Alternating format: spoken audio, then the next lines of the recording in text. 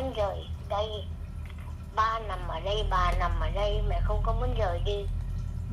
Nhưng mà nếu mà mẹ rời đi thì mẹ cũng không có, cũng thấp thỏm lắm, mẹ cũng không có biết như thế nào. Con cho mẹ ý kiến. I remember when my grandmother moved in with my parents.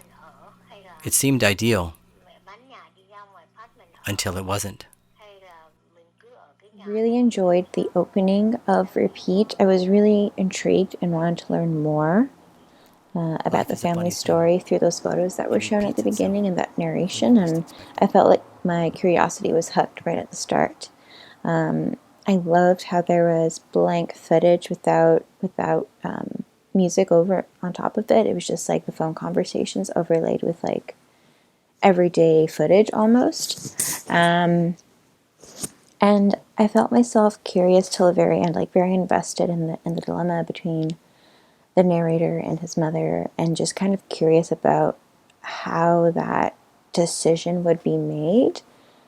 And I thought it was a really interesting ending that there was no decision. You know, it just really captured that feeling of being in repeat. And I just thought the whole documentary was absolutely amazing, and I really enjoyed it. I thought this was a pretty interesting way to tell somebody's story, because it almost felt like he was telling her story by proxy, but at the end, like, he's grappling with decisions about her and about what the rest of her life or her next step would be, but it ultimately, like, that decision is a part of his story. So I liked how those kind of weave together, because like for example, my grandmother had Alzheimer's, and a lot of the questions that he was posing or he was trying to grapple with and try and figure out what the right decision was things that me and my family talked about a lot, and things that we had to navigate ourselves. And I think that, like, yes, that ultimately is about, in a way, the person's story who, like his grandmother or my grandmother, like, that was their stories, or his mother. But at the end of the day, like, those decisions are actually a huge part of the story of who's making them. And with family, that's exactly how it is. Like, it's always going to be intertwined.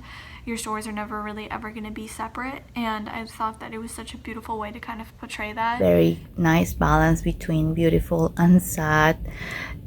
It really gives the idea or the message of anxiety and frustration from both ends, or everyone involved. I thought this was the best compilation of all pictures from a family, and it was a very nice touch to have the mom's messages, and on the repeat mode to give this sense of forgetfulness. And also I thought it was very sad, but maybe also some hopefulness was transmitted.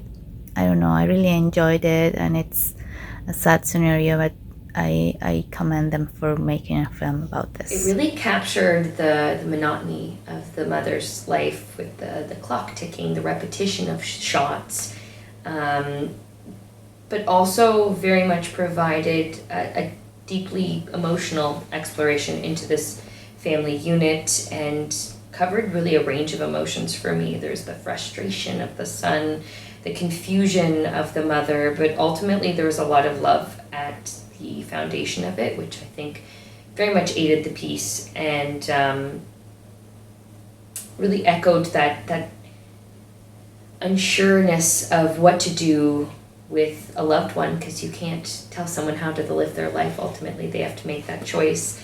The shots of the past juxtaposed with the present, and getting a chance to live inside that family house, also aided the message of the piece and the heart of it. That was an interesting film. The way they presented the issue of dementia was interesting, because you sort of experienced the challenge as the whole film sort of circled back and repeated itself. It was good. It's very poetic, the entire thing, like with the narration and the way it's shot. The perspective of the entire piece is really beautiful, and I love how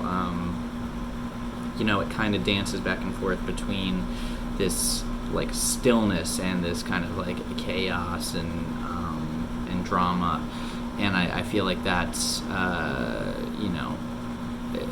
the editor and the director must have worked very well together, because I really loved how this story flows, and so yeah, I know that this one was very close to the filmmaker, it seems, and so it would be great to see them expand out and see how they tackle other stories. So great job. A trail mix of emotions for me, from start to finish.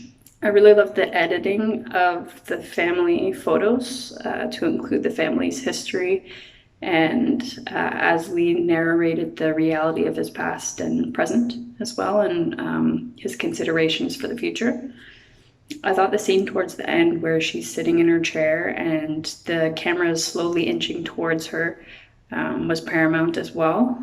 And I thought that it really complemented the difficult decisions plaguing this family and plaguing Lee. I also really admire his devotion to his family, unwavering, definitely. I thought it was very immersive and very creative to do sound design to really immerse the audience within the story that they were telling.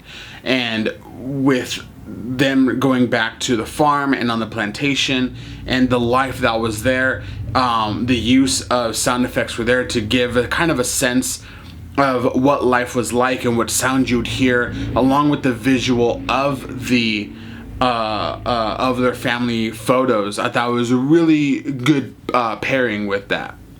The story, I think, was very relatable regardless of who you are, whether it be caring for a parent or a grandparent, whatever situation it may be.